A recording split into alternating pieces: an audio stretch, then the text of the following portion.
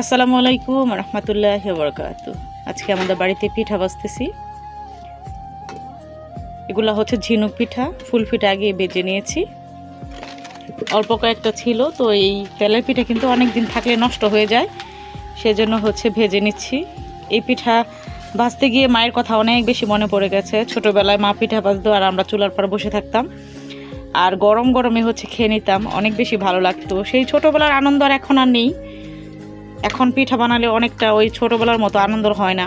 এখন নিজেরা বানাইতো, সেজন্য। তখন তো মা বানিয়ে দিত। আসলে মায়ের হাতের যে কোনো খাবারের মধ্যে হচ্ছে অনেক ভালোবাসা, অনেক স্মৃতি জড়িয়ে থাকে। তো এই জীবনে আর ওই ভালোবাসা, ওই স্মৃতি আর কখনোই আসবে না, যেহেতু মা পৃথিবীতে নেই। তো আজকে পিঠা বাজতে বাজতে অনেকটাই মার কথা অনেক বেশি মনে পড়ে গেল।